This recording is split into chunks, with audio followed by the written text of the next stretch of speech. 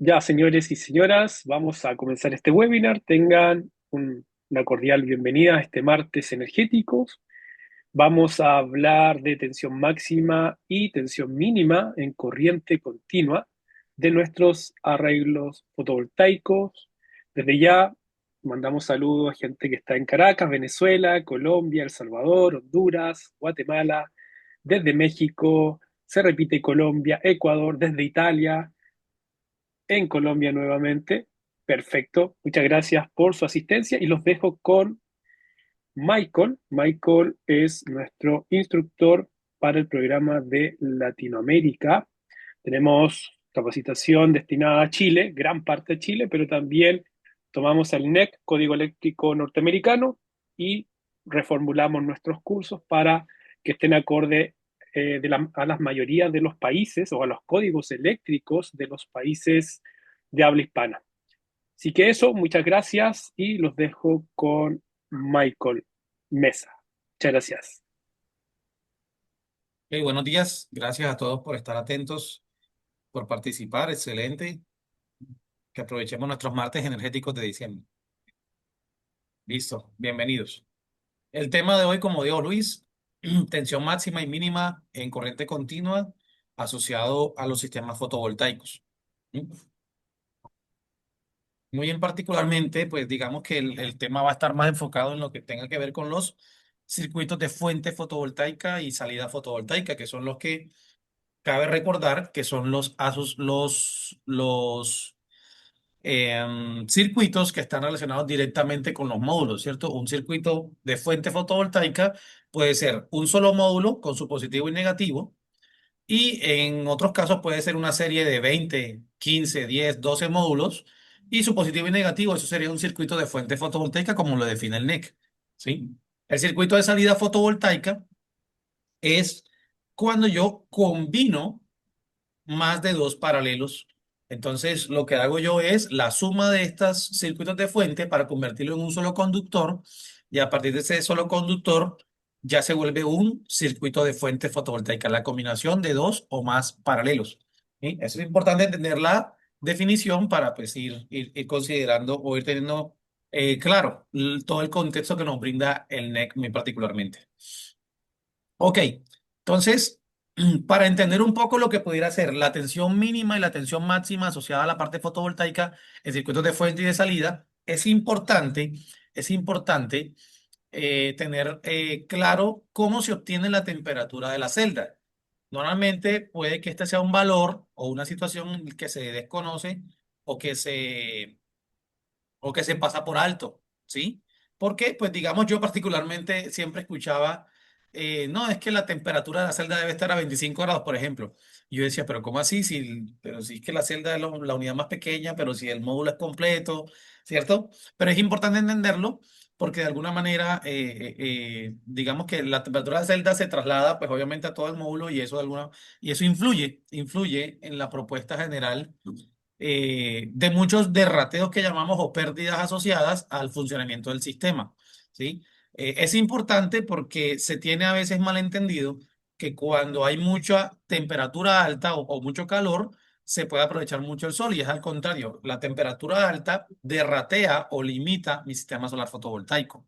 Entonces, puedo tener una ganancia de horas sol pico asociadas a la generación, porque de pronto hay una facilidad de la región que me aporta muchas horas sol pico, o sea, mucha energía que puedo absorber durante más tiempo posiblemente, pero el hecho de que la temperatura sea mucho más alta no me da mayores facilidades, al contrario, me las quita. Entonces, hay que saber cómo compensar estas condiciones en la medida del avance.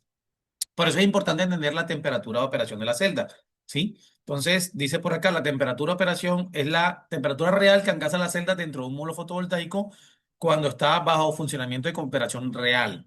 O sea, estamos en vivo y en directo en la instalación, ¿cierto? Esa temperatura es diferente a la temperatura ambiente y puede ser significativamente mayor debido a la irradiancia solar y otros factores como la ventilación del módulo, lo que les acabo de decir. Si no puedo compensar de alguna manera esa temperatura alta, tengo que buscar mecánicamente, estructuralmente, la posición, algo que me permita que de alguna manera esa temperatura tan alta se regule y que tenga unas mínimas pérdidas, una minimización de las pérdidas. ¿Sí? Entonces hay que determinar la temperatura de operación de la celda de acuerdo a las temperaturas extremas del año, ¿cierto? En el sitio de instalación del sistema fotovoltaico.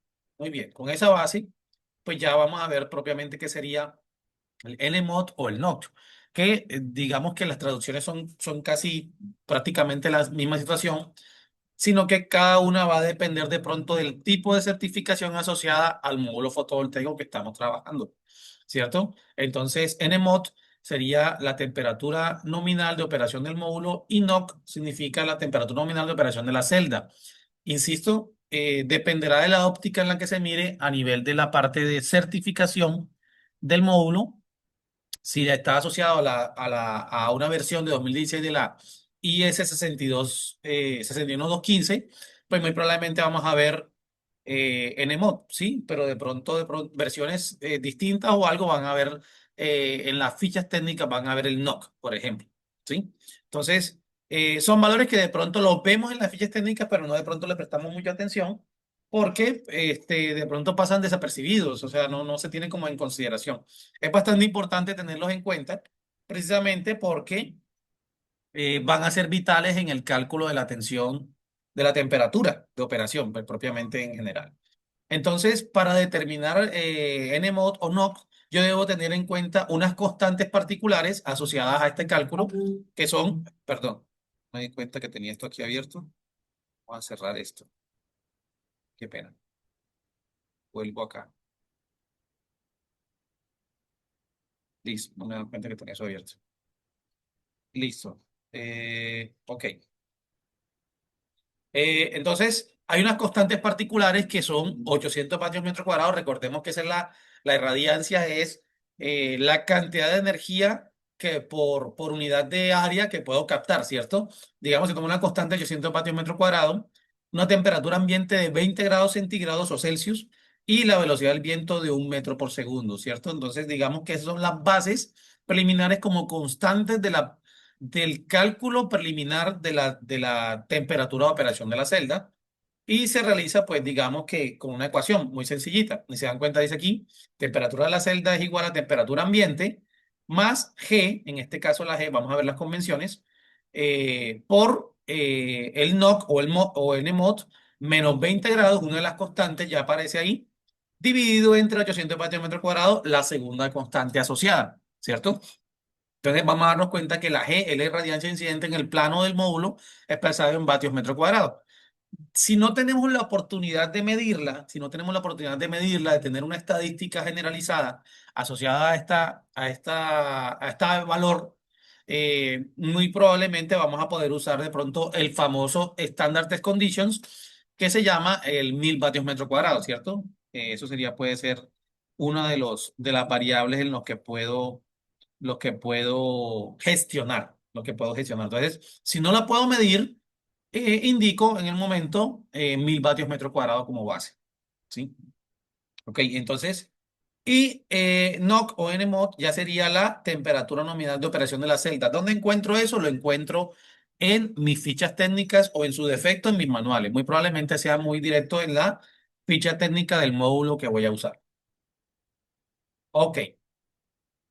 Listo. Entonces, cuando yo hago el reemplazo de esos valores y yo voy a hallar la temperatura mínima de la celda, digamos que vamos a darnos cuenta que prácticamente si yo reemplazo todos los valores, al no tener, al de pronto demostrarse que la temperatura más baja registrada se va a encontrar en la noche, porque sencillamente es el momento en el momento de la jornada de todas las 24 horas, en la que se registra la temperatura más baja. Muy probablemente, como no tengo una irradiancia asociada, pues no tengo 1000 vatios metro cuadrado, ni 800, ni nada medido, sino que tengo algo muy mínimo, pues puntualmente vamos a ver cómo de alguna manera varía ese valor, ¿cierto? Entonces, como no tengo irradiancia porque estoy de noche, pues básicamente tengo un valor constante de 0 vatios metro cuadrado, ¿sí? Entonces tengo que reemplazarlo en función de los valores que tengo constantes, de los datos que tengo en el módulo y del momento de la temporada donde tomo el valor, ¿cierto? Entonces, digamos que tengo un valor medido o un valor de NOC NMOD en la ficha técnica de 47 grados, ¿cierto? Una temperatura ambiente de 1 grado Celsius, pero ese grado Celsius de pronto se me da a las 2 de la mañana, ¿cierto? Porque es de pronto el espacio donde de alguna manera es la temperatura más baja registrada en el sitio donde estoy en mi región. Y allí, pues digamos, como no tengo irradiancia, tendré que tomar el valor de cero. Entonces, si yo reemplazo los valores, cualquier condición que yo ponga de aquí en adelante, pues va a volverse pues una multiplicación por cero y cero por cualquier valor me va a dar cero, indistintamente del valor que yo reemplace o no, ¿cierto? Entonces, al final del cuento, el valor asociado siempre va a ser el valor de la temperatura más baja registrada, ¿cierto? Tiene sentido porque sencillamente como aquí no estoy, aquí estoy reemplazando la G y estoy en la noche porque es el valor más bajo registrado que normalmente se da en la jornada del día, ahí tendría que, el reemplazando el valor, siempre la temperatura de la celda va a ser el mismo de la temperatura más baja registrada, ¿sí? Entonces, Michael, hola. Michael, algo que completar ahí o como para un ejemplo, hay que entender que el inversor tiene una entrada máxima fotovoltaica de tensión. Por lo tanto, el frío hace que el voltaje aumente. Entonces, generalmente, la condición más fría es cuando la Tierra se está enfriando y recién comienzan los rayos del sol. Entonces, habría tensión, posiblemente una corriente muy pequeñita, pero habría tensión. Entonces, lo que buscamos en el fondo, más adelante les va a explicar Michael, es que vamos a definir cuál sería la mínima temperatura de la celda y corregir el voltaje del módulo y de los módulos para que nunca podamos sobrepasar la tensión de nuestro inversor, controlador o un equipo de conversión de potencia. Entonces, es necesario determinar estas temperaturas para poder corregirla, especialmente para el diseño. No vamos a ver diseño, pero es muy necesario ejemplificar eso. Gracias, Michael. A ti, Luis, gracias por esa anotación. Y así es, precisamente hay que entender de pronto la dinámica de funcionamiento de un sistema solar fotovoltaico y ahí es donde empezamos a ver la famosa curva de rodillas, ¿cierto? O la curva tensión corriente y todo eso, ¿cierto? La curva IV o la curva de rodillas, no sé cómo la quieran llamar, yo la llamo rodilla siempre, ¿cierto? Entonces, en general, ¿qué tenemos aquí como siempre como los valores de base? El día que yo tenga una irradiancia, recuerden que la irradiancia depende del señor Sol, ¿cierto? Mientras, por darle un nombre, mientras más Sol haya, por darle un nombre más coloquial, mientras más Sol haya, más corriente va a haber en mi sistema, ¿cierto? Y mientras menos Sol haya, pues la corriente va a tender a bajar. Entonces, cuando yo estoy de noche o de pronto pasó la propia nubecita, como dice la canción de Champeta, de pronto esa curva va a tender a cambiar, ¿cierto? Y ya cuando estoy de noche oficialmente, cuando estoy de noche, ¿no? Aquí una lunita, ¿cierto? Entonces, cuando estoy de noche, ya oficialmente la corriente es totalmente cero, porque ya bajó, no hay radiancia asociado a este concepto.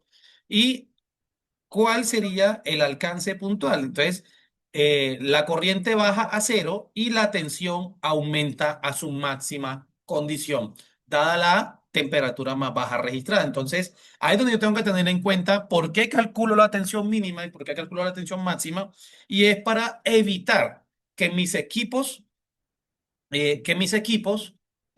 pudieran de pronto tener malestares asociados a eh, que se superen los valores asociados a su aislamiento.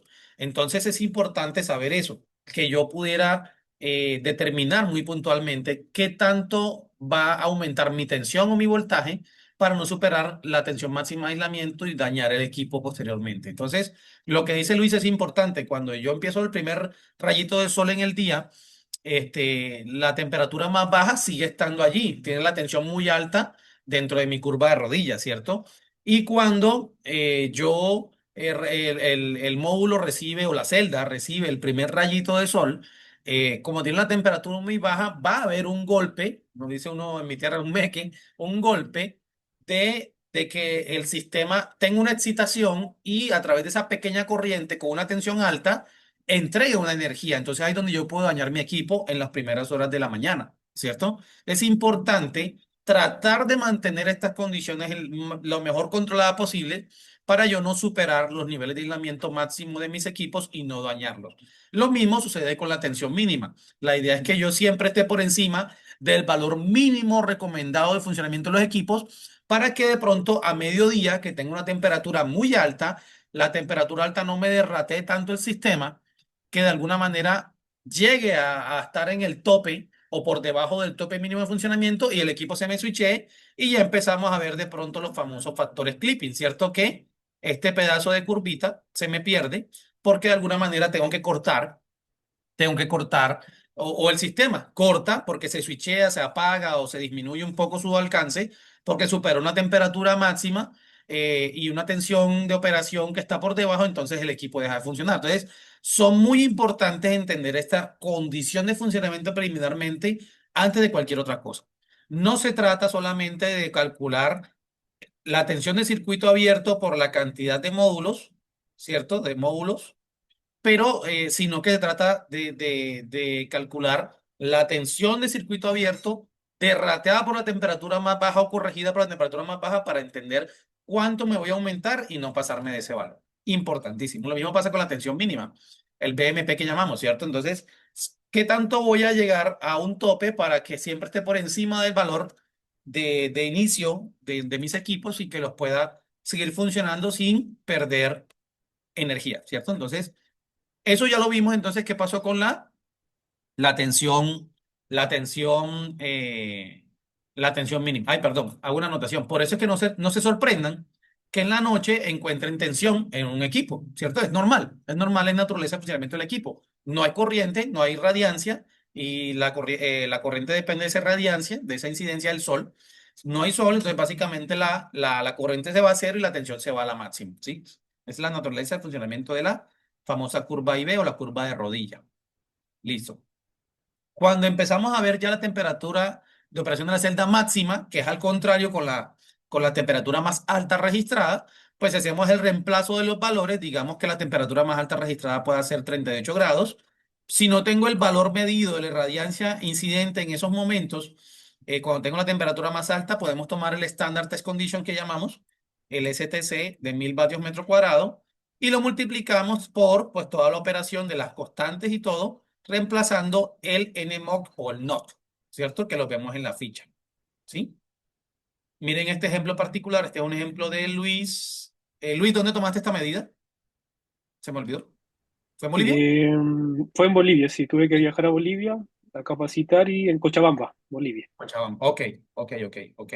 Entonces, fíjense que hubo una medición de 35 grados de operación, o de ambiente general, ¿cierto? Miren la medición propiamente del piranómetro y el NOC que está asociado en las fichas técnicas o NMOT siempre va a tener unas tolerancias positivas, negativas. Yo lo que pudiera hacer siempre es tomar como condición más conservadora para tener una condición lo más delicada posible, lo más compleja posible, pues usar de pronto la tolerancia positiva en la temperatura para poder tener un criterio un poquito más cercano a la realidad de la que pudiera calentarse, tener la temperatura de operación. Entonces sería 43 más o menos 2 grados. Yo pudiera usar entonces 43 más 2, 45 grados de NMOD o NOT. Reemplazo esos valores y automáticamente pudiera tener todo lo que está aquí y veamos cuánto nos da la temperatura de la celda. En este caso nos da 74,75 grados Celsius. Hay que tener una condición clara y es que en promedio, la celda siempre está con la temperatura más alta entre 30 y 40 grados por encima de la temperatura ambiente. Tengan eso como base de premisa para que pues cuando ustedes calculen ya de pronto tienen un valor más exacto, pero tengan esa consideración en su cabeza de que siempre van a tener una temperatura de operación de la celda entre 30 y 40 grados por encima de la temperatura ambiente. Y ahí ya podrán determinar muy puntualmente más o menos cuánto se va a calentar esa celda. Ustedes pueden tomar la mano en un módulo solar y eso literalmente es una plancha, ¿cierto? Es una plancha porque va a estar siempre por encima entre 30 y 40. ¿Ok? Importante. Ok, miren esta medida entonces, Luis tuvo la oportunidad de hacer una gestión frente a medidas específicas y pudo tener de pronto una variable un poco más cercana a una realidad porque tomó una condición por encima del Standard Conditions. Recordemos que en la atmósfera se pueden llegar a tener 1300, 1400, 1500. Tenemos un estudiante de España, pero pues español, pero residente de Ecuador, en Illumin, y nos ha comentado que tuvo la oportunidad de hacer unas mediciones, no recuerdo el lugar, y pudo haber llegado casi a los 1500 vatios metro cuadrado en mediciones dentro de la atmósfera. Entonces, si se dan cuenta, tenemos esa situación en la que podría llegar a ser una medición un poco más amplia. Entonces, por eso siempre hay que tomar las posibilidades mayores para poder determinar la temperatura más alta que pudiera registrarse en nuestra celda. Ok. Y asimismo, a partir de ese alcance, ya yo puedo, luego a partir de estos valores, puedo tomar ya la base de la tensión máxima y mínima que debo tener en mi sistema. Ok.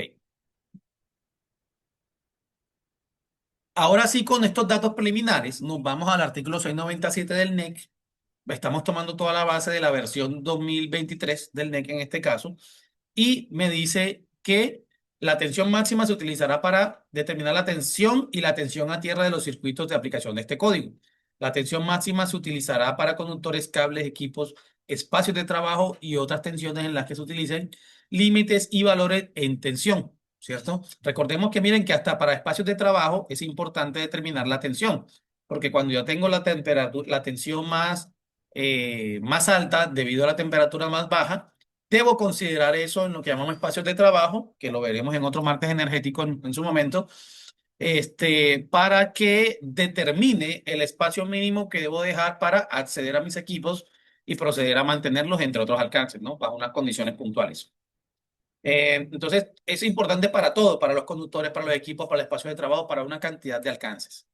No se trata solamente de no pasarme del valor máximo del equipo, sino de considerar otros serie de elementos o alcances transversales a la instalación eléctrica general. La tensión máxima de los circuitos de corriente continua del sistema fotovoltaico será la tensión más alta entre dos conductores cualesquiera de un circuito o entre cualquier conductor y tierra, y deberá cumplir lo siguiente.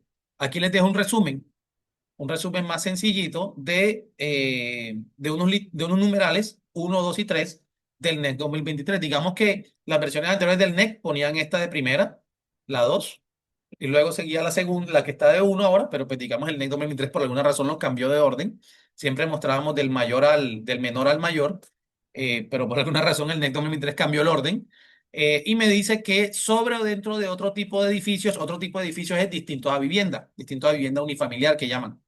eh, yo puedo usar hasta 1000 voltios de tensión máxima en este tipo de edificaciones. Es importante entender cuáles son los límites porque, por lo menos a nivel de interventoría, de acompañamiento en consultorías de obra, me he encontrado equipos, por lo menos, que tienen equipos, en esa interventoría eran 800 kilovatios distribuidos en varias cubiertas, tipo, tipo carport, tipo pérgola.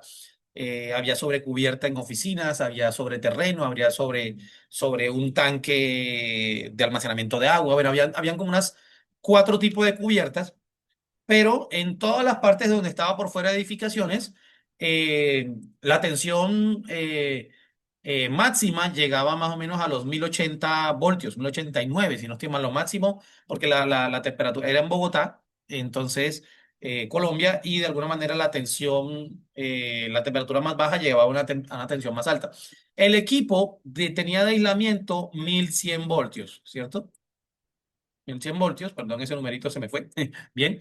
Entonces, el equipo como tal eran equipos de 100 kilovatios nominales y tenían tensiones de 1100 voltios. Pero cuando yo estaba revisando el diseño, el constructor había dejado también esa misma base de arreglos encima de la edificación. Le dije, no, no podemos, porque si somos conscientes y coherentes con la condición que nos pide el artículo 197, no podemos pasarnos de 1000 voltios encima de otro tipo de edificio. Estábamos encima de unas oficinas, era la verdad pocos arreglos que podíamos llegar ahí. Entonces tocó hacer otra configuración para poder lograr eso. Y se llegó a una tensión como unos 800 voltios promedio en este caso particular. Entonces, Fíjense que hay que determinarlo muy bien en función de la instalación. El resto de los inversores llegaba a 1080 y tantos voltios, 1089 voltios sin problema, porque el equipo me permitía eso y estaba por fuera de edificaciones, como me dice acá, ¿cierto? Como me dice acá, por fuera de edificaciones.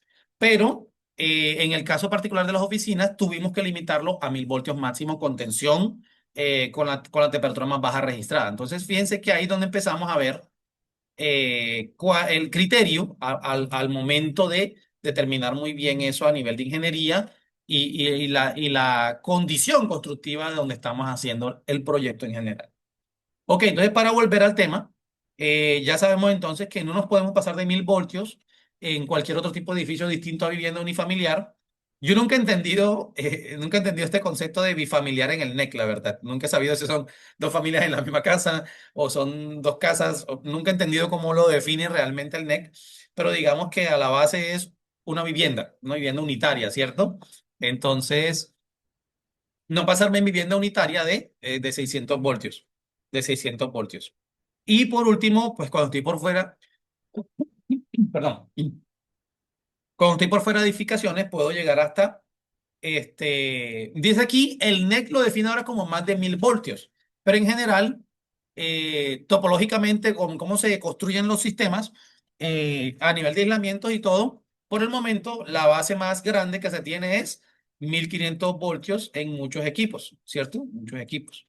Puede que en otras situaciones, en lo que llamamos los sistemas bipolares, podamos llegar a 2000 voltios. Eso es otro tema, otra topología constructiva que no es tan común, pero que igual existe, en donde, digamos, los arreglos bipolares puedan llegar a 2000 voltios en general, medidos directamente en el sistema bipolar. No es el caso, pues digamos, no son comunes, pero por eso es que de alguna manera el NEC hace la aclaración de más de 1000 voltios, porque podemos llegar hasta 2000, ¿cierto? Los cables ahora vienen a 2000 voltios, 1800, entonces digamos que pudiéramos tener posibilidad de tener tensiones mucho más altas. Ok, listo. Ahora, pues digamos que otro concepto que nos asocia un poquito más al requerimiento propiamente de, de tensión máxima asociada a los 1000 voltios es el artículo 690-31, que recuerden que en el NEC eso es lo que llamamos los métodos de cableado. Entonces, al tener métodos de cableado, me dice que cuando tengo más de 1000 voltios, no debo cumplir unas condiciones muy puntuales. Y miren que pues se repite lo que vimos ahorita. No debo usar tensiones mayores a 1000 voltios o más de 1000 voltios o por lo menos hasta 600, que es lo que en viviendas, ¿cierto? Se repite como esa incidencia, como que es una aclaración adicional. No se permitirá en el interior de edificios que contengan habitaciones habitables, eso siempre es importante. Lo que está buscando es proteger a las personas que inciden en la edificación como tal. ¿Cierto? Y cuando se instala en el exterior de edificios, deberá situarse en el exterior de edificios, digamos, cuando es el exterior de edificios, está hablando más o menos de pronto de fuera, de su perímetro general, y la recomendación siempre va a ser pues por encima de 3 metros, ¿cierto? Esta es una instalación que de pronto es compleja porque de pronto eso sirve para la instalación de pronto de los carports, por ejemplo. Es importante en este caso. Pero cuando estamos hablando de generación distribuida o de condiciones a gran escala, de parques solares o granjas solares, pues ya digamos como la situación es limitada a personal calificado, ya de pronto lo que se hace es por debajo de los 3 metros instalarse porque estamos asociados a una instalación de una connotación totalmente distinta. Pero como está ligado a edificios, por ejemplo, un tipo carport, entonces la idea es que siempre esté por encima de los 3 metros porque todavía hay una incidencia de personal circundante que pudiera estar afectado por esta condición, ¿cierto? Y en este caso, pues una separación promedio de 10 metros circundantes alrededor. Eso es lo que sugiere más o menos el NEC para poder de pronto vincular instalaciones en estas condiciones sin tener mayor limitación o malestar con las personas alrededor. Ok.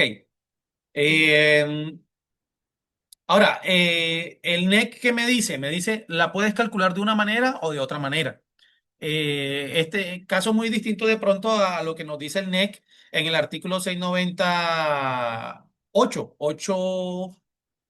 8.2, que me dice, por ejemplo, la corriente más alta de las dos opciones. En este caso, el NEC me habla de tensiones o una u otra. Yo soy libre de escoger el método que más me sirva o el que yo vea más conveniente. En el caso de la corriente del conductor asociado, me dice que tome la peor de las dos condiciones y me pone unas condiciones de cálculo. Eso de pronto la veremos en otro momento o la vemos más detalladamente en los cursos asociados que hacemos. Por ejemplo, el de cableado, el de método de cableado y protecciones. Pero en este caso, fíjense que el NEC sí ya me da la libertad y me dice o una o la otra, tú verás con cuál método escoges la tensión máxima. Uno de esos es, de pronto es el más sencillo, perdón, el más sencillo sería un factor multiplicador. De pronto el que es un poquito más tedioso, pero aún así es bastante importante, es hacerlo a través de una fórmula con condiciones puntuales. Esta fórmula de pronto se ve sugerida mayormente también en las normas transversales de diseño, normas paralelas de diseño. Por ejemplo, en la IS 6064-7712 lo vamos a ver en el anexo B y en el anexo F de la IS 6248-1.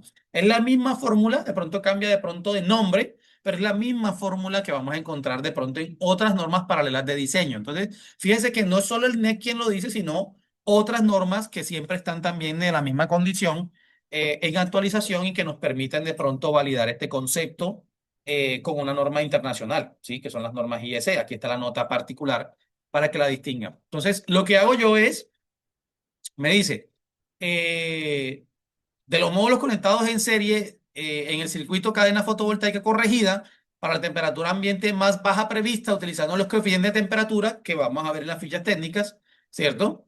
De tensión de circuito abierto con las instrucciones incluidas en el listado o etiquetado del rótulo. Siempre vamos a ver la ficha o el manual del módulo o de la placa, básicamente.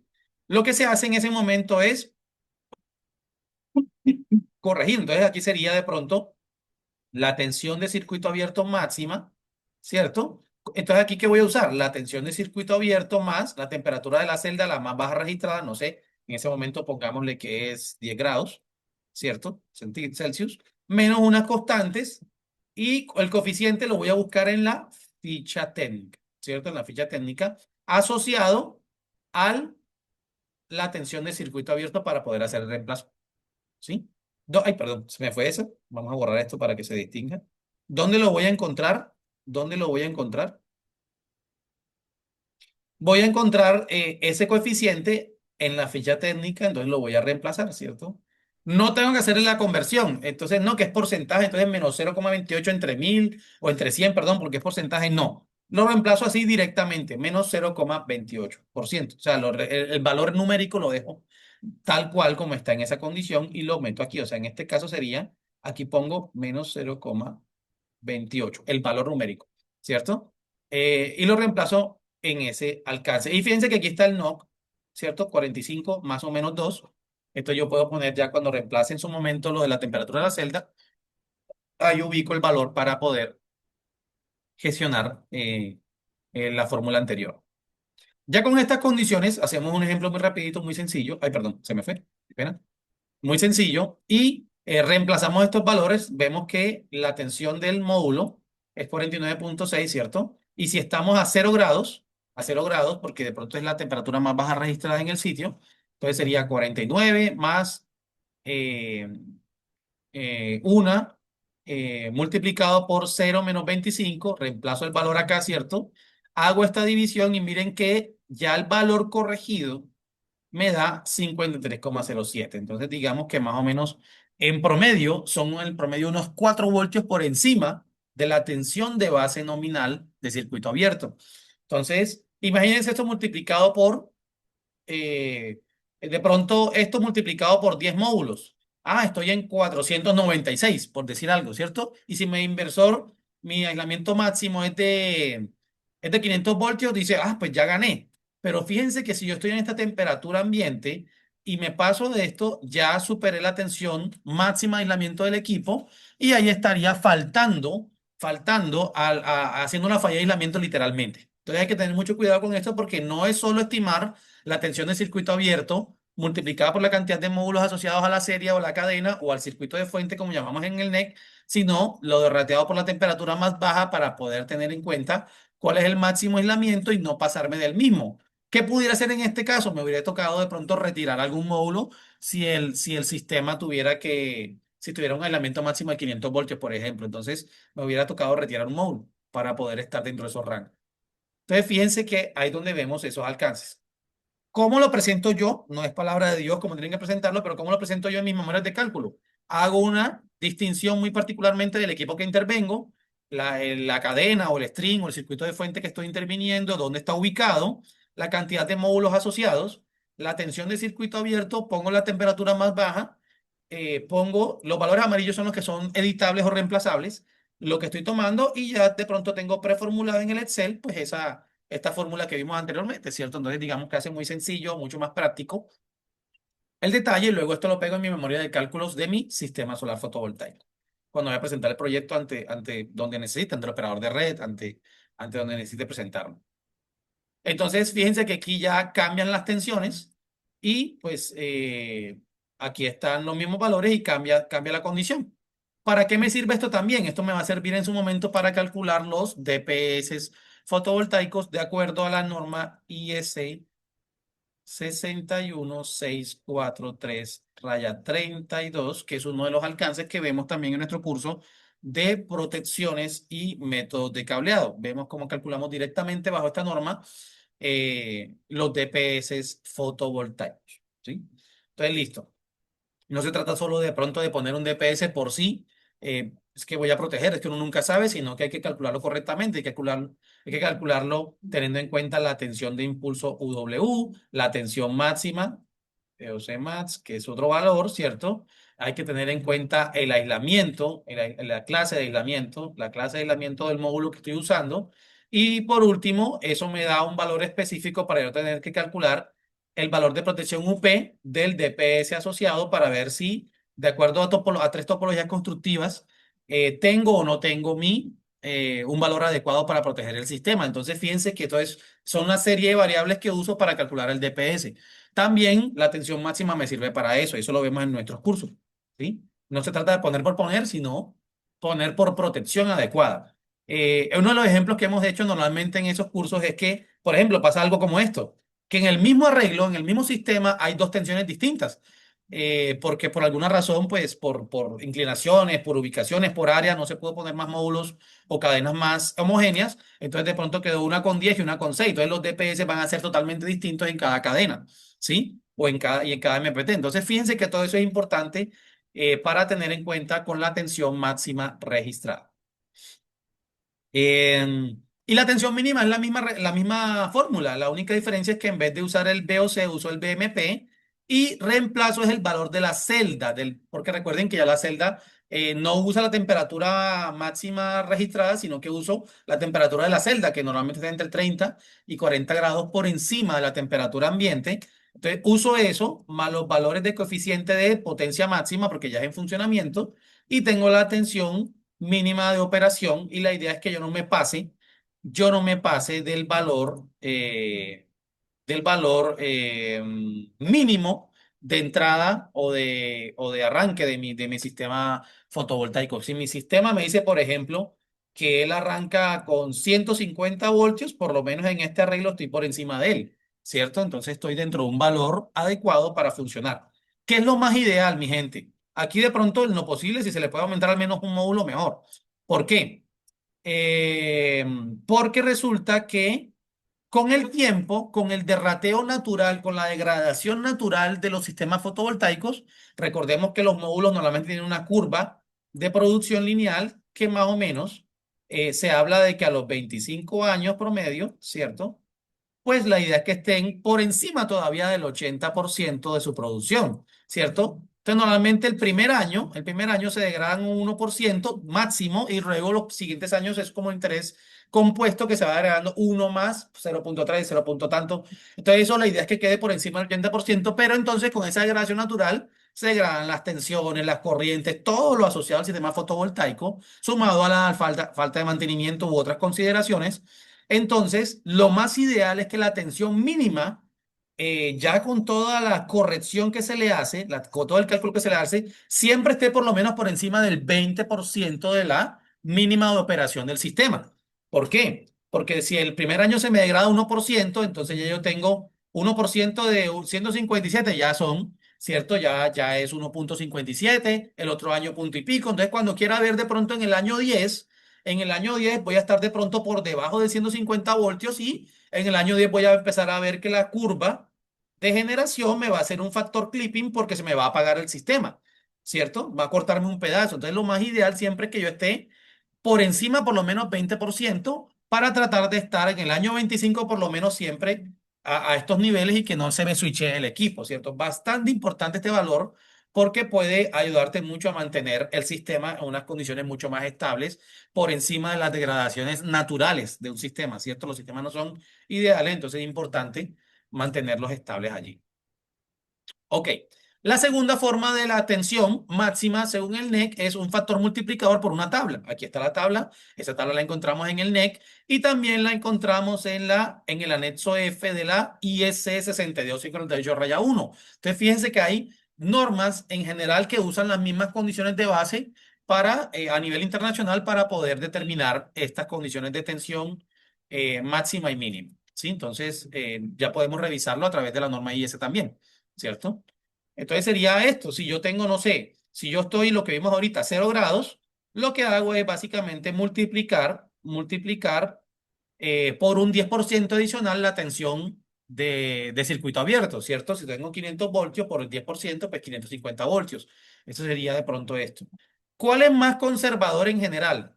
¿Cuál es más conservador en general? Siempre la tabla va a ser más conservadora. Siempre va a dar un valor un poco mayor que la fórmula. Siempre lo va a hacer. Ustedes ténganlo en cuenta. El NEC les dice o toman uno o toman el otro, pero siempre va a tomar el valor, el mayor valor que se les va a dar va a ser con la tabla. El factor multiplicador siempre va a dar 4 voltios, 5, hasta 10 voltios he visto de diferencia frente a la fórmula, a la fórmula. Yo particularmente siempre uso la fórmula. Siempre uso la fórmula, la verdad. ¿Sí? Ya depende, como dice el NEC, depende de cuál escoges, o una o la otra, totalmente válidas para la tensión máxima. Listo. Y como les dije, las normas IS también toman esa referencia. O la factor multiplicador o la fórmula. Es la misma condición. Ya el mismo también otras normas internacionales me dan la opción de darle manejo con la tensión. ¿Sí? Entonces, listo. Ok. Entonces, fíjense que esa tabla también la encontramos en las normas IS. Ok. Ojo con este detalle que cuando estoy teniendo de pronto sistemas de pronto de segunda generación. Recordemos que la primera generación es el silicio cristalino, ¿cierto? Mono, policristalino, con todas sus variantes, que el PERC, cualquier otra tecnología tipo N, TOPCon, lo que sea, cualquier topología constructiva física de fabricación del módulo, sigue siendo un módulo de primera generación de silicio cristalino, mono o policristalino. Entonces yo puedo usar la fórmula o la tabla, pero el NEC me hace claridad de que la tabla no le aplica para módulos no dice directamente de segunda generación. Muy explícitamente habla de, aquí está, silicio cristalino. Entonces ya hay que tener en cuenta que para módulos de segunda, tercera generación, heterojunction, capa fina, eh, bueno, cualquier otro tipo de tecnologías, por ejemplo, lo que llamamos ahora la BIPV, ¿cierto? Building Integrated Photovoltaics, no se puede usar la tabla, solamente la tabla es para silicio cristalino. Entonces me tocaría usar la fórmula única y exclusivamente cuando estoy usando instalaciones de, por ejemplo, en este caso, esto es telururo de cadmio, ¿cierto? CDT, ¿cierto? Telururo de cadmio, que son las tejas, famosas tejas fotovoltaicas o todo eso. ¿Sí? Las tejas onduladas en la misma situación, telururo de cadmio, ¿cierto? Y pues aquí les pongo un ejemplo particular. Este es el laboratorio que estoy creando en mi casa. Estos son 3 módulos de capa fina, ¿cierto? De película delgada, thin film. Y, uy, thin film, película delgada. Uy, perdón, aquí es FILM. Película delgada o capa fina, ¿cierto? También de tipo cis. Y estos son módulos convencionales de silicio cristalino. Si yo tuviera que hacer derrateo de temperaturas para estos dos sistemas, que son hasta aparte cada uno, pues para esto no puedo usar la tabla. Tengo que usar la fórmula sí o sí, ¿cierto? Fórmula. Y aquí puedo usar la fórmula o la tabla, ¿cierto? Entonces ya tengo la opción de esto para estas consideraciones. Entonces, eso es un detallito como para tener en cuenta en generalidades, mi gente. Por último, para ir cerrando, No solo tener en cuenta esto en los circuitos de fuente fotovoltaica y salida fotovoltaica, sino que recordemos que hay otros elementos que podemos usar en instalaciones, que son los convertidores de DC-DC, los que llamamos comúnmente por ahí los optimizadores. ¿Sí? Optimizadores, que son según el NEC, lo define como convertidor de CDC y en lo que me hace es ayudarme a mejorar la señal de corriente continua para entregarla mejorada a un equipo que lo que hace es terminar de gestionar el proyecto con un algoritmo que mantiene estable la tensión y la corriente y todo eso. Eso lo hacen los optimizadores. He tenido la oportunidad de diseñar y de ver instalaciones ya con estos equipos. Me parece bastante interesante lo que proponen. Y entonces también hay que tener en cuenta que para ellos hay unas reglas de tensión máxima y mínima, ¿sí? Entonces, ¿cuáles son? Sencillo. La tensión máxima que voy a tener es la que me diga la ficha técnica del equipo, ¿sí? La tensión máxima de salida es esta. Entonces, yo tengo que considerar que él puede llegar a 80 voltios y todo. Ahora, he tenido la oportunidad de trabajar, por ejemplo, con marcas como SolarEdge y SolarEdge, a pesar de que la tensión máxima es 80 voltios, él siempre va a buscar regular las maneras. De pronto, por alguna razón, como esto es lo que llamamos electrónica de potencia a nivel modular, Module Level Power Electronics, ¿cierto? Entonces, digamos que por alguna razón, por una falla o lo que sea, salió este optimizador, este convertidor de CDC, y digamos que tengo 10 módulos más en serie, él trata de optimizar y aumenta la tensión para regular de pronto la que no tiene este. ¿Sí? Entonces, de pronto, por eso es que puede tener una tensión, un rango de tensión muy alto, pero el inversor le entrega los 600, los 1000 voltios que requiere. Entonces, fíjense que es bastante interesante, es una tecnología que hay que indagar con calma, con mucho detalle, por lo menos lo poco que he podido hacer entre diseños y acompañar instalaciones, es bastante interesante todo lo que ofrecen este tipo de soluciones. Y como es electrónica de potencia a nivel modular, me optimiza sombras, me optimiza pues rendimientos por sucios, por mugre, por todo lo que sea. Entonces, es importante de pronto por inclinaciones, de pronto por construcciones, ¿cierto? Si lo pueden poner módulos acostados, sentados, parados, tomando cerveza, mirando lejos, porque definitivamente la electrónica de potencia a nivel modular me va a ayudar mucho a controlar eso. Aún así, él hace una operación interna en su algoritmo y entrega una tensión óptima indistintamente de su condición. Entonces, es bastante importante que tengamos en cuenta que es con la ficha técnica que determinamos la tensión máxima del mismo, ¿sí? Y cuando los tengo en paralelo, por ejemplo, circuitos de convertidores de CDC en paralelo, pues es obviamente la tensión se mantiene, ¿cierto? La tensión es la misma máxima, porque yo tengo una condición igualitaria, ¿cierto? Cuando tengo 10 optimizadores en serie, con otros 10 en serie, pues la tensión es la misma, ¿cierto? En un mismo punto de conexión. Entonces, digamos que se mantiene esa condición igual.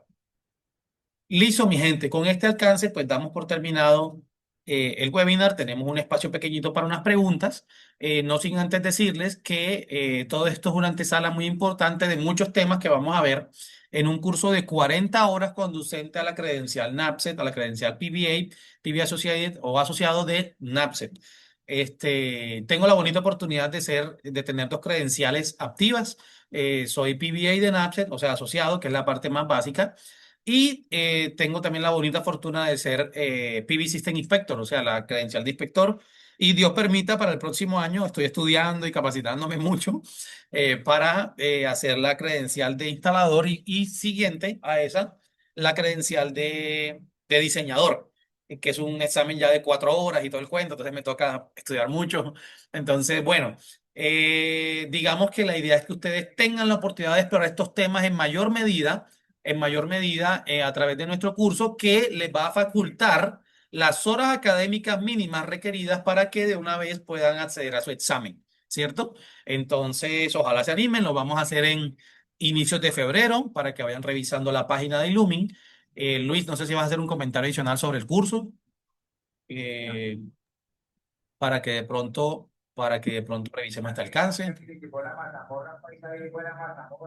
Solo invitarlos, es un curso que hemos diseñado con harta experiencia, es bien práctico, hay ejemplos, cálculos. Es para gente que necesite realmente aprender cosas más técnicas, bajo normativa. Así que eso, están invitados. todo nuestro contenido tiene base según las normas que, que se necesitan conocer para poder tomar decisiones. Básicamente es un curso que nos ayuda a tomar decisiones. Partimos de lo básico, que es electricidad, ya después hasta diseñar arreglos fotovoltaicos, selección de equipos de conversión de potencias, bancos de baterías, protecciones. Son 40 horas, es el curso más largo que tenemos en Ilumi. Tenemos un diplomado, pero es cerrado para empresas, que es de 180 horas, pero este sería el curso abierto más largo. Y lo hace Michael, Michael es el principal instructor y yo estoy ahí apoyando en diseño de, lo, de los sistemas, básicamente eso. Gracias a todos por la participación. Leo sus preguntas, me voy a dedicar a leer las preguntas. Mientras escriben las preguntas en el chat, les voy a comentar un caso que tuve en esta semana. Uno de mis alumnos de Ecuador me escribía que tenían un sistema fotovoltaico, un sistema a red, on-grid, interactivo, como le quieran llamar, y tenía problema con un string. Tenía tres strings y un string no levantaba, no lo detectaba el inversor, no funcionaba. Entonces, les pedí fichas técnicas del inversor, le pedí fichas técnicas del módulo, le hice unas consultas de temperatura y tenían un problema, bueno, tenían dos problemas, pero referente a este webinar. Uno es que el stream, había un stream de 5 módulos y si sumamos el VMP, el voltaje en el punto de máxima potencia del módulo, y sumamos estos 5, nos daría 195 voltios. Era un módulo con un VMP de 39 voltios. Teníamos un valor de 195, el inversor arrancaba el MPPT con 180 voltios. Pero si corregíamos esta tensión de 195 a la temperatura de la celda y también al NOC del módulo, nos daba un resultado de 174,7. Por lo tanto, estaba el voltaje por debajo de ese MPPT, o el voltaje que necesitaba el MPPT para poder funcionar su electrón. Entonces ahí les doy también un ejemplo, lo importante que es poder hacer estos cálculos, porque podríamos determinar que necesitamos 10, 100, 1000 módulos, pero si no diseñamos correctamente, estamos por sobre o por debajo los límites de nuestros equipos. Eso como un caso práctico ligado a esto. Ya, Excelente ejemplo. voy a leer las preguntas.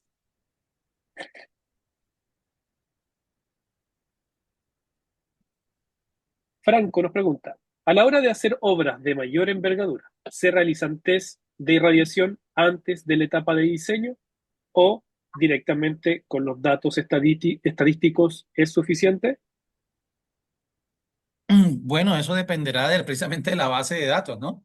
Pues yo por lo menos distingo gente que se toma por lo menos el espacio de instalar estaciones meteorológicas previamente, por lo menos un año antes de la instalación del proyecto como tal, precisamente para tener todas las consideraciones posibles. Otras serían pues ya las bases de datos compradas asociadas al sector, que pues normalmente las que están siempre muy en mayor medida actualizadas son los aeropuertos o los que hacen de pronto las entidades ambientales que manejan todas esas variables. Eso dependerá de la condición del proyecto. Cuando ya hay gran escala, hay que ser muy minucioso porque todo eso son variables tan relevantes que muy probablemente se tenga que comprar de pronto la base de datos asociada y es preferible tener esa consideración para ver la peor condición posible, ¿cierto? Entonces, sí, lo más ideal siempre va a ser eh, si vas a tener una estadística, por lo menos que sea una base real, confiable y todo. Y de verdad que sea validada. O sea, que hayan visto los métodos de validación, que se lo hicieron por, no sé, por estadística general, por predicción, por cualquier otro método, o si en verdad hicieron una toma de muestras específica para poder determinar el valor asociado. Todo eso dependerá de la compra de la base de datos que tengas a la mano, ¿vale?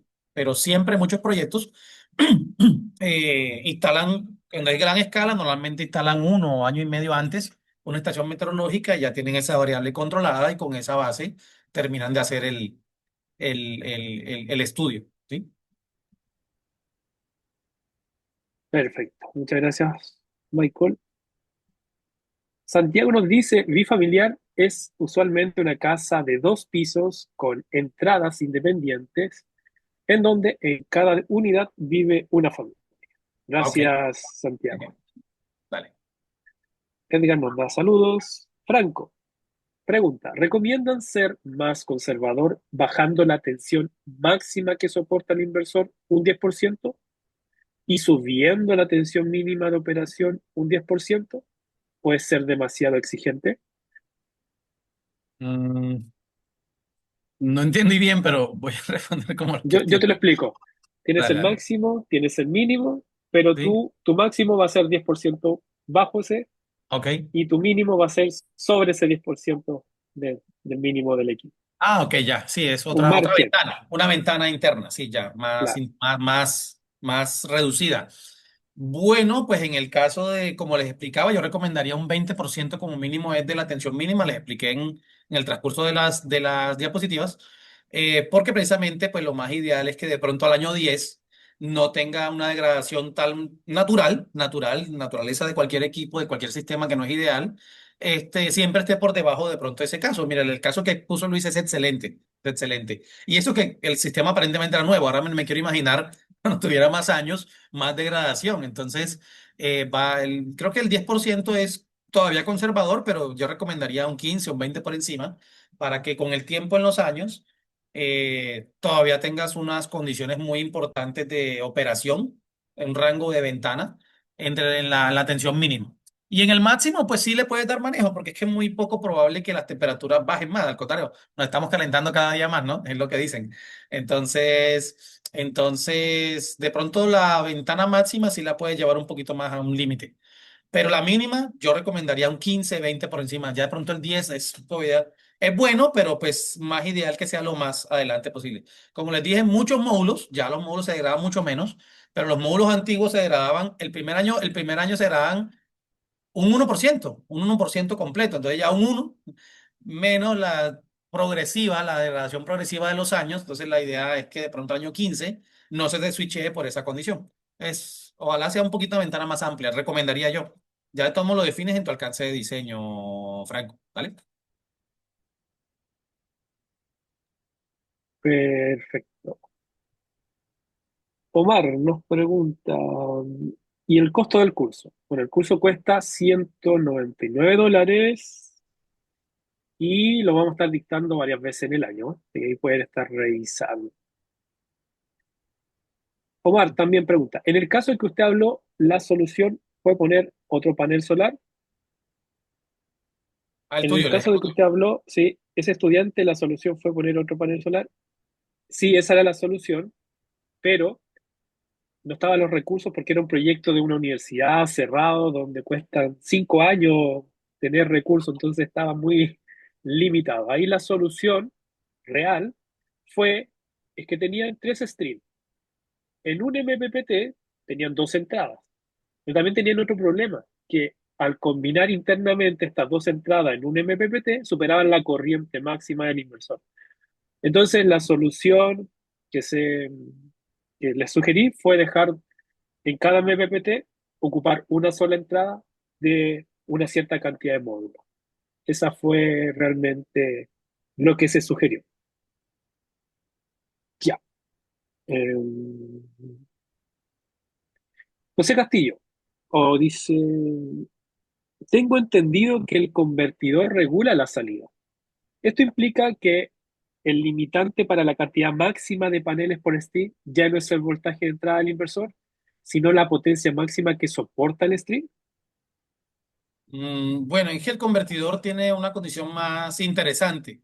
Por lo menos, como les dije, la marca que he trabajado, a veces, o sea, yo puedo poner, me acuerdo que el máximo de optimizadores en serie que ha podido vincular el sistema son como 15. Y si tú multiplicas 80 por el valor por el que tomamos de referencia por 15, eso da muchísimo, una tensión mucho más alta. Y el equipo internamente, el inversor, te dice que recibe 600 voltios. Entonces, lo que hace esa electrónica es siempre regular de tal manera, como les dije, que si alguno de los 15 optimizadores en serie por alguna razón sale o algo, él trata de aumentar los otros de tal manera que llegue a los 80 voltios para siempre mantener o algo la tensión que requiere el sistema. Es bastante interesante. Es una dinámica importantísima. Creo que es un avance bien interesante todo lo que hacen los optimizadores, pero obviamente son para proyectos específicos algunos. Algunos ya son, optan por eso sí o sí en todos sus proyectos. Eso dependerá, pero sí, el optimizador tiene un algoritmo de tratamiento interno de las tensiones y corrientes, no solo la tensión, sino la corriente, en el que regula todo de tal manera que siempre le entrega lo que necesita el inversor. Por eso es que de alguna manera se obtienen unos rendimientos muy amplios en producción y todo eso, porque él siempre busca unos rangos importantes. Creería yo en otro momentico, Luis, que tendríamos que buscar hay un fabricante que nos ayude también a eso para poder hacer una base de pronto de un poquito comercial, pero a la vez más técnica posible, para que se distinga cómo trabajan estos equipos y que nos puedan hacer. Pero lo que yo he distinguido siempre es una regulación interna, indistintamente de que tengan mayor o menor, si falla uno o el otro, siempre regulan todo para entregar el rango más óptimo. Por eso le dicen optimizadores, ¿no? Ujú. Ya. Es súper importante destacar que cualquier convertidor de potencia tiene una potencia máxima. También tiene una tensión máxima y una corriente máxima. Pero que tenga una tensión máxima y una corriente máxima no significa que yo deba trabajar en esos extremos.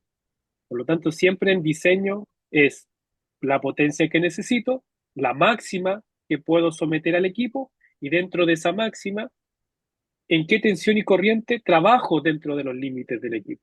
Entonces, no siempre o casi nunca, dependiendo también del equipo de conversión de potencia, voy a poder trabajar en extremos de potencia, corriente y tensión, sino que son límites. Son límites. Yes. Ya. Y también el optimizador lo que hace siempre es trabajar a la mayor corriente posible. Nivela corriente entre distintos optimizadores para maximizar la curva IB. Ya. Cristian, Pedraz, para el diseño debemos tomar el voltaje máximo de entrada del inversor o el rango de voltaje del MPPT del inversor. ¿Qué tomo? ¿El max o el máximo del MPPT? Para el diseño debemos tomar voltaje máximo de entrada. Sí, o sea, es que primero hay que tomar de referencia que no pasarme de los valores máximos registrados en el equipo, ¿cierto? Y a partir de eso, yo calculo con las condiciones que yo estoy revisando preliminarmente, potencias máximas del equipo y todo eso, que no me pase. Digamos que siempre va a ser un juego de ambos lados, ¿no? Mucha gente lo que hace es proceder a eso inmediatamente en una simulación. Yo lo hago al contrario. Yo prefiero ser, porque la simulación no me da, la simulación no es un diseño, la simulación es una herramienta de diseño. Y trato de calcular previamente como a mano mis alcances para luego de pronto trasladar a la simulación esos inputs, ¿sí? Entonces, digamos que sí, siempre miro que la tensión máxima es tanto y hago siempre un factor multiplicador rápido de cuántos módulos cabrían sin pasarme del nivel de tensión y ahí, a partir de ahí empiezo a hacer la propuesta de base de diseño. Sí, entonces digamos que sí, tomar la atención del inversor o del controlador en este caso también, y luego, es el mismo, digamos que el mismo del MPT es el mismo del inversor. Entonces no me puedo pasar, si tengo tres MPTs, todos van a ser homogéneos muchas veces. Pocos equipos he visto que tienen diferentes parámetros en el mismo MPT, en el mismo inversor que tienen un MPT con una tensión corriente distinta. Pocos lo he visto, modelos. Alguna vez lo vi en Fronius, unos modelos viejos, que uno tenía más tensión y más corriente que el otro, o más potencia, pero eso yo creo que ya se acabó, ya es muy homogéneo en muchos equipos en los que si tienen 3 MPTs, todos tienen 1500 voltios o 1000 o 600 cada uno. Digamos que la idea es no pasarme de eso, ¿no? Es como una base general para todos los MPTs. Ya. Ahí para complementar, tiene que ver mucho con el criterio, porque la norma o el NEC no nos va a decir, por ejemplo, si utilizar el VOC o el Vmax del MPPT. Pero generalmente lo que se hace es que la máxima cantidad de módulos corresponde al voltaje máximo del inversor. Y la mínima cantidad de módulos que yo pueda instalar depende del voltaje mínimo MPPT. ¿Ya? Son cosas de criterio lo que uno utiliza muy frecuentemente, pero también podemos corregir el VMP a la mínima temperatura y podríamos obtener un voltaje cómo sube ese VMP. Hay diferentes métodos. Hay métodos de la ecuación del diodo, está el modelo de Sendia, está la del modelo del NOC, que es un modelo empírico, y están los software. Entonces, hay varios tipos de criterios. Hay muchas escuelas también que enseñan una cosa y otra, pero todos llegan a Roma. Mm. Eh, María nos pregunta, ¿se podría bajar la temperatura de los paneles con mini ventiladores solares pequeños directos hacia los paneles?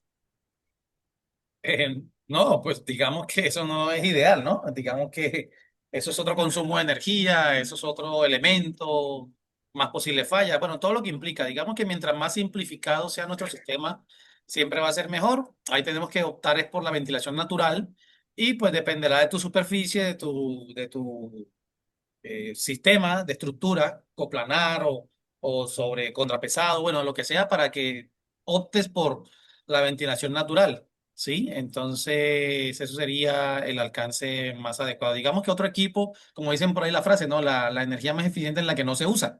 Entonces, digamos que otro elemento para que haga otra cosa, más otra posible punto de falla, más otra cosa que mantener, más todo no sería ni eficiente en función de energía, ni qué será, ni, no, ni compatible. Digamos, hay que ser muy natural en estos casos. Mientras más simplificado sea el sistema, mejor. Perfecto, gracias. Omar, pregunto porque no entendí bien cómo es posible que un panel sobrepase el VOC. Y otra pregunta también, ¿es posible que sobrepase la corriente de cortocircuito?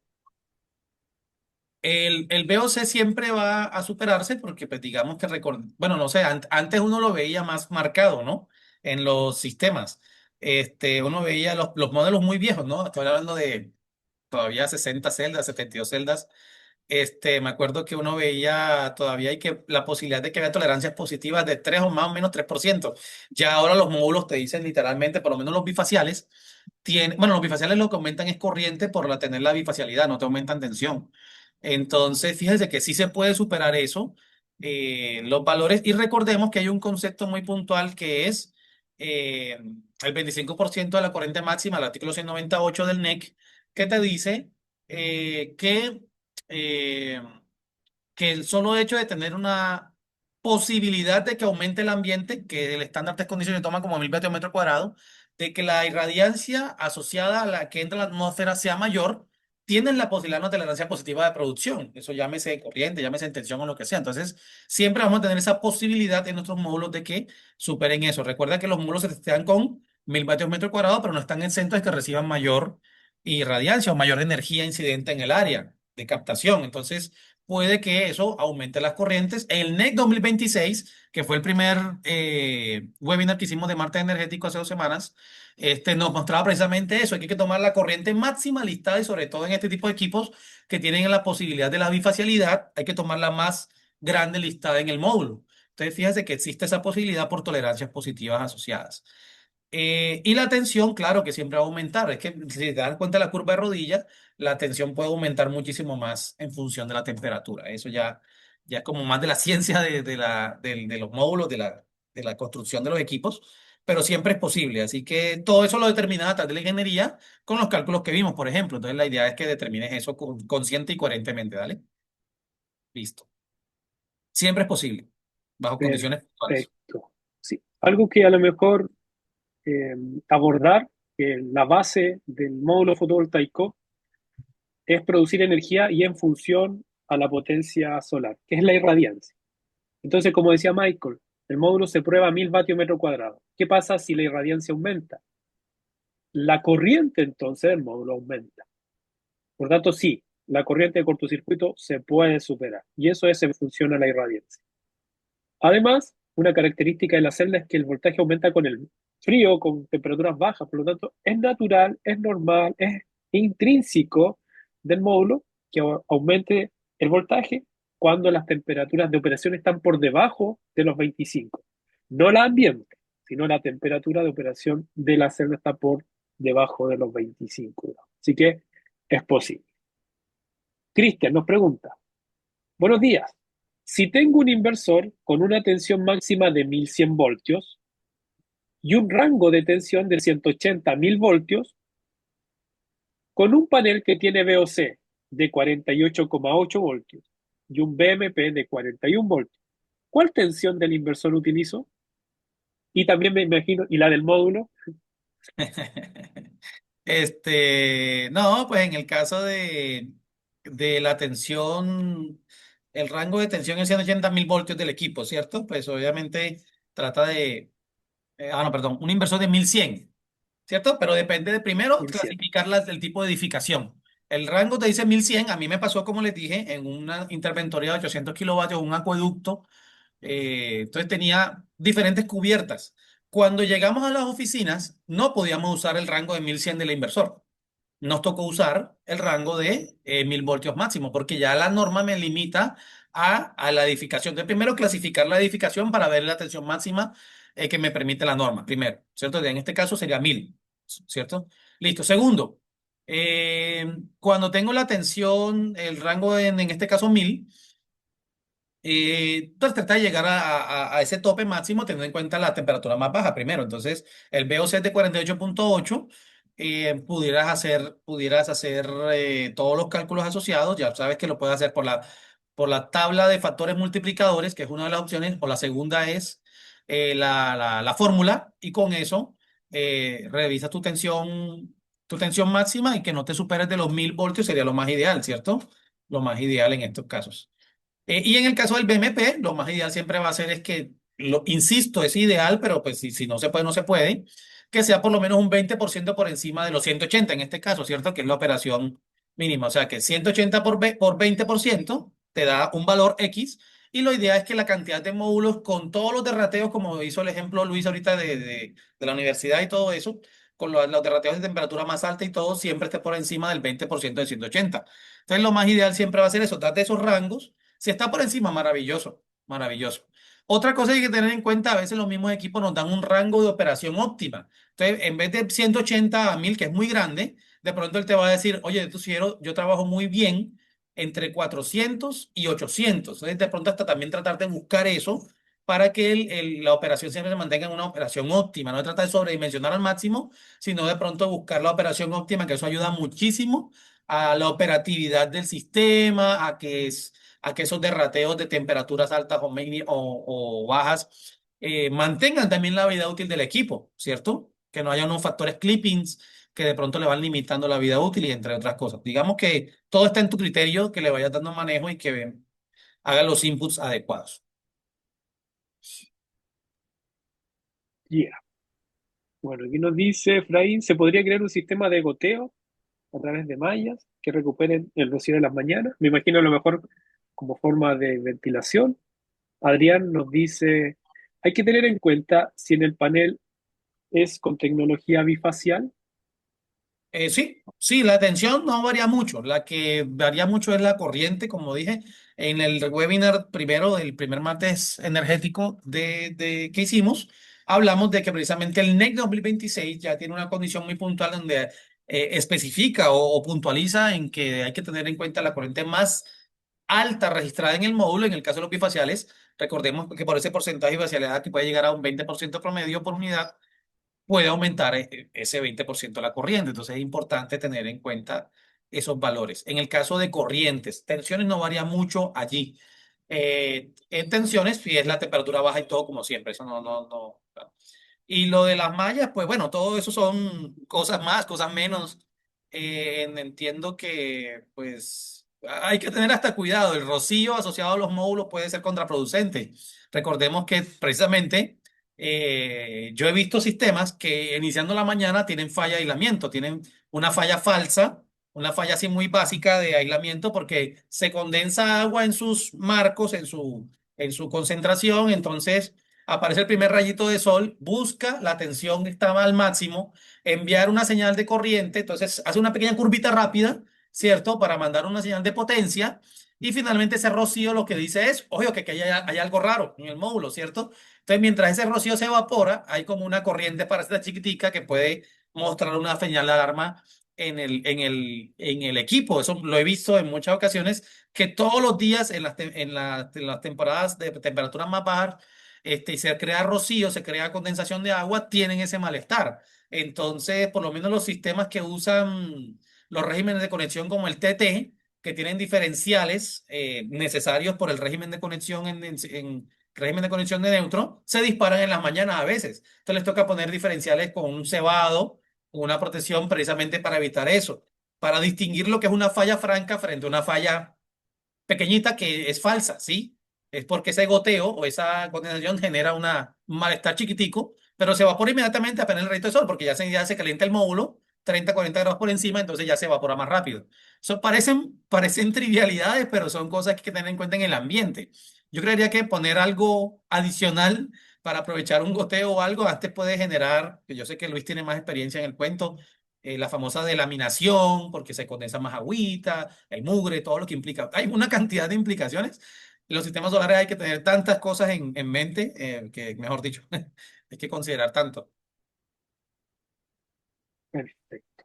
Franco, la última pregunta nos dice, entonces, para calcular VOC utilizo la temperatura mínima histórica del lugar, para el VMP mínimo utilizo la temperatura máxima histórica del lugar, o la temperatura máxima media. La máxima es preferible, digamos que ahí te habla de temperatura ambiente, pero pues la temperatura ambiente varía en el día, varía en varios valores. Otros métodos, por lo menos el NEC te sugiere a veces tomar las referencias del laboratorio Sandia, que son los mismos que toma Enrel, por ejemplo, si no estoy mal, o PBWatts, creo que es la misma base de Enrel. Entonces, digamos que dependerá también de tu base de datos, pero preferiblemente toma lo máximo para tener la peor condición y pues si te das cuenta, tomas el NOC o el NMOD, también en la condición más conservadora, para siempre estar por encima de los valores mínimos requeridos y que estés en un óptimo funcionamiento. O sea, por más de rateo que haya, siempre estés funcionando coherente y correctamente. El sistema sigue haciendo su labor, distintivamente de la peor condición en temperatura alta o baja.